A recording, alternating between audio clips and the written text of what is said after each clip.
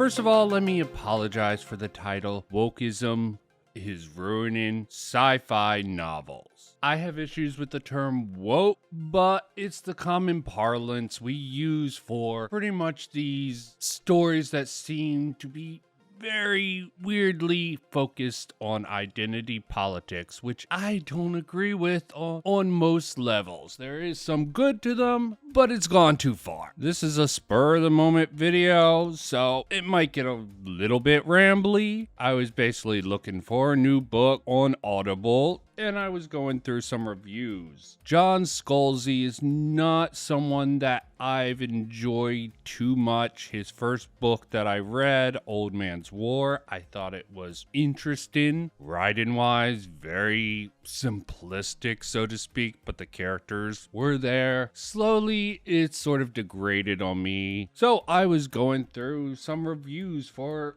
what I assume is his newest book, Kaiju Preservation Society. There's one particular review that I want to actually read out because it is quite expansive and I can agree with a lot of points on it, except for being a huge Scalzi fan. Let me start off with a general rundown of the reviews. How does one make kaijus unappealing? Answer: a big old dose of reality and politics. 1 star, too much politics. Leave the politics. In the future, I want to enjoy a sci-fi story from one of my favorite authors, not listening to repeated political digs. Oh, a really positive one. I'm listening with a permanent smile on my face. A fast-paced, funny story with current references and a wild imagination. Classic John. Will also brings his flavor and personality to the story. Scalzi's worst book. Characters. All the characters read like a single character, a edgy, whiny teenager with zero motivation or personality. Plot. There is no plot. Politics. It is even proper propaganda.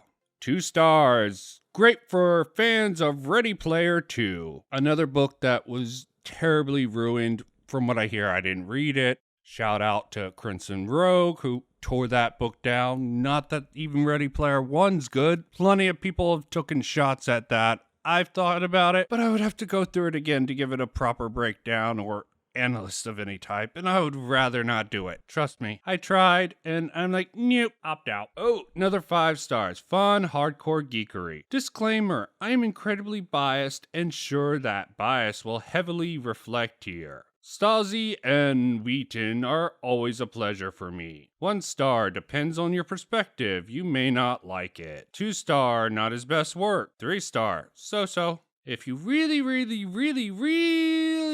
and I do, really like Scalzi, then enjoy. But for me, either the charm has worn off or returning for a credit. 2 stars, indulgent, overdramatized, too much language. I love Scalzi, but this was annoying to listen to given the amount of language. The over-the-top performance by Wheaton and the feeling that this was written as a self-indulgence. 1 star, really? Question mark, exclamation mark, question mark. They, them, really? Why? Political commentary at the end? Again, why? 1 star, horrendous propaganda. Said repeatedly, a socialist paradise, continuously glossing over the fact that it's entirely funded by runaway capitalism. A ridiculous premise, blah blah blah. Finally, we get to the one post that I think is rather interesting. 2 stars, degraded by liberal politics. I take issue with that a little bit. I believe it's more leftist identitarianism politics. But those two get conflated.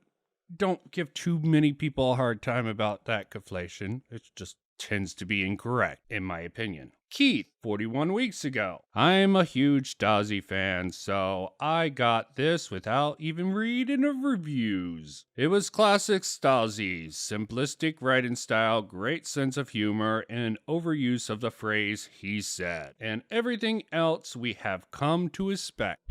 I would like to interject into this comment the fact that Scalzi got so popular despite how many people have been critical of his simplistic writing style that borders on just obscene at certain times. I find this ridiculous, especially since he won a couple awards for basically a knockoff, a parody of Star Trek's called Red Shirts, which actually won an award over books that probably deserved it more. Let me not even get into my problems with the current award shows, but I feel that way about every award shows, not just the sci-fi novel ones. It was a good story and well done.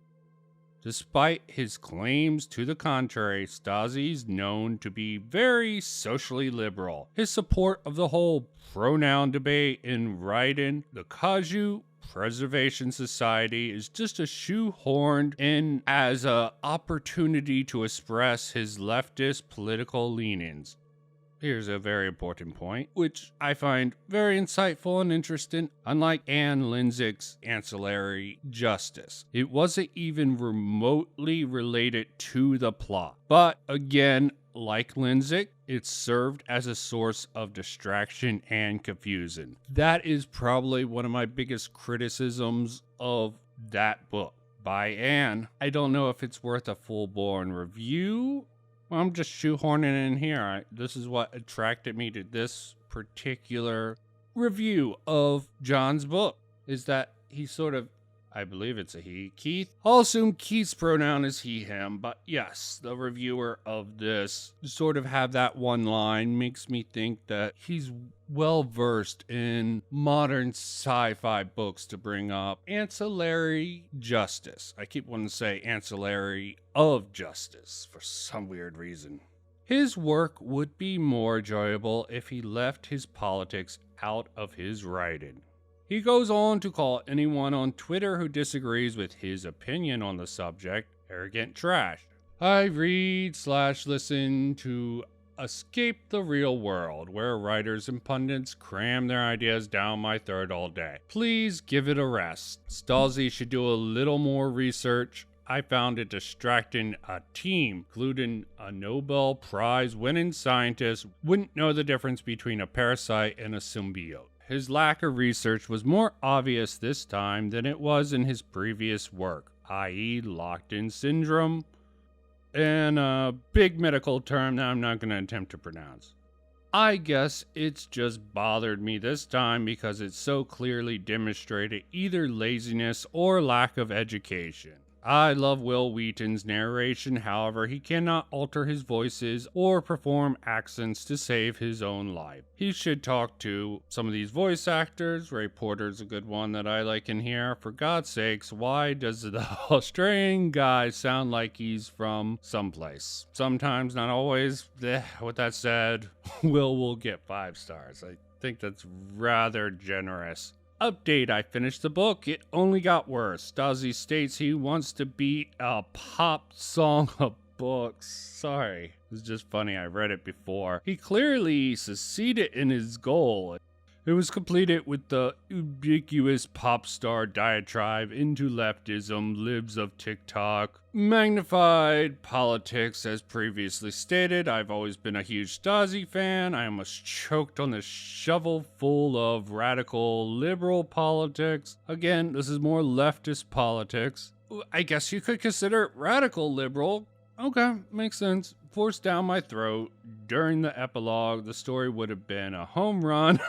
Hard to believe that, but this guy's a huge Scalzi fan. I am not. And it wasn't the last-ditch propaganda dump. I will probably pass on the next Scalzi book. This was just too much. I wanted to hear a nice story. I mean, I guess it's fine that books like these are getting awards at all these award shows. Everyone should be coming to terms with award shows for almost everything are just a extension of marketing, or at least that's how I see it, so to speak. But I have to say, it makes it hard for the common reader to find what's good out there when basically the critics, award shows, journalists are pushing all these media properties that are labeled woke. Personally, I don't agree with the woke label for most of it, because the identity politics can be worked in rather well if you're a good writer, but a lot of bad writers just integrate woke-like politics to sort of excuse their bad writing for the most part. It's always disappointing to see a good writer, not that Scalzi's that great of a writer,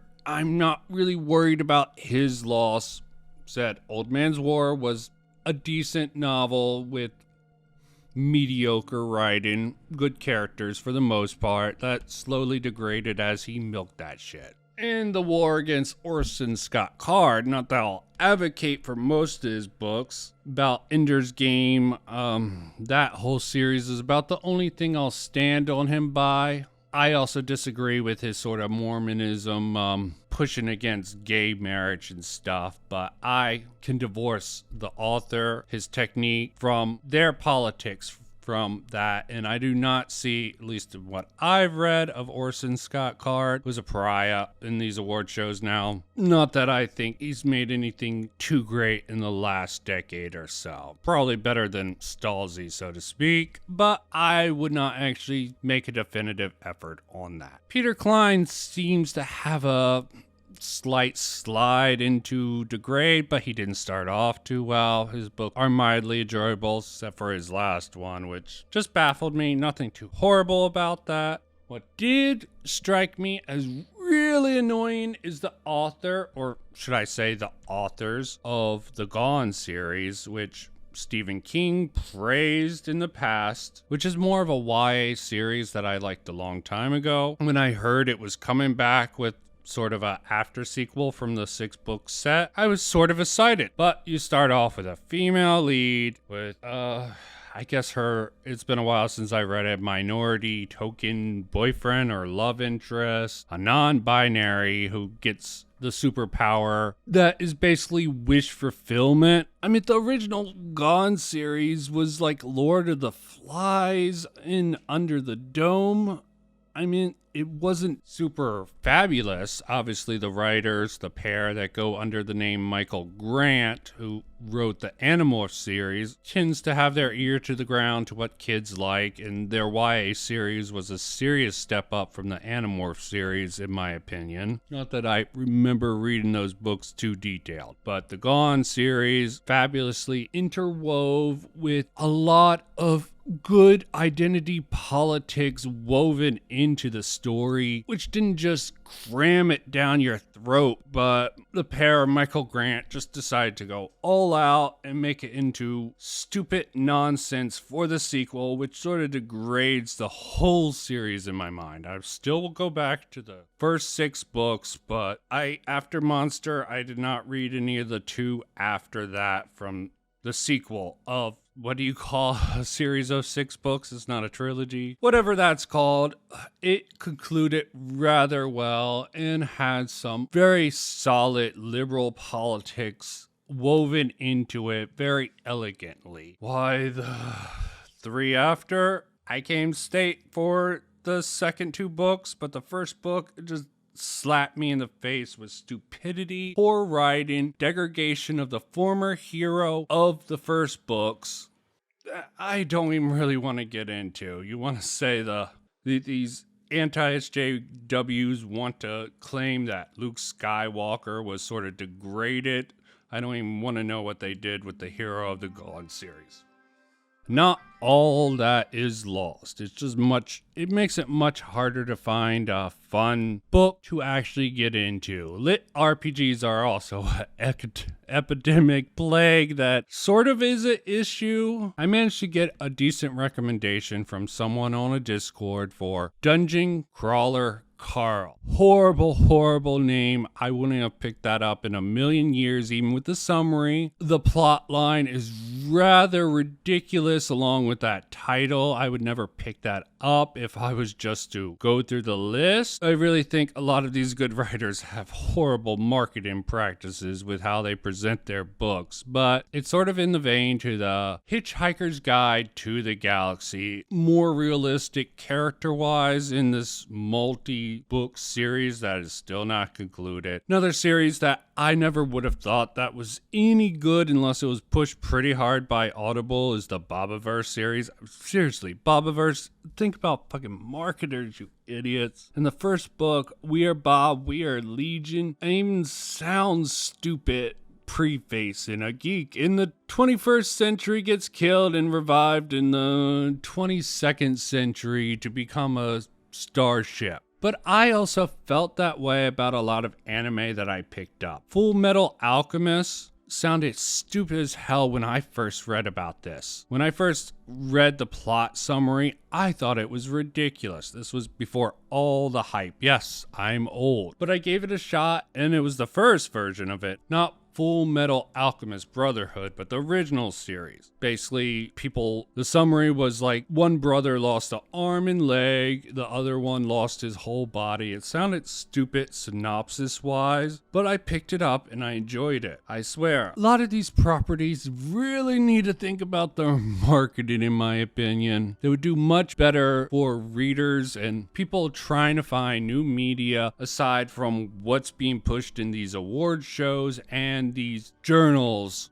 Besides what's being pushed by the mass media, which tends to be garbage in my personal opinion, and I can back it up with some rather harsh opinions and cite some content creators, not the anti-SJWs. I mean, they get a lot of these right in my opinion, but their framing of why these things are problems typically tend to be dumbed down, watered down. I know that's how you reach the general market, but it still hurts me a little that I side with the anti-SJWs. Hate that term also. SJWs still use it as common parlance. What am I going to do about that? Language is not something we control. We have common terminology and you just gotta adopt it. And to push out videos like this, you need to use a little bit of clickbait to get you in, unless you have a large following, and someone like me who just does random stuff will have a hard time with that. But for now, I'm done.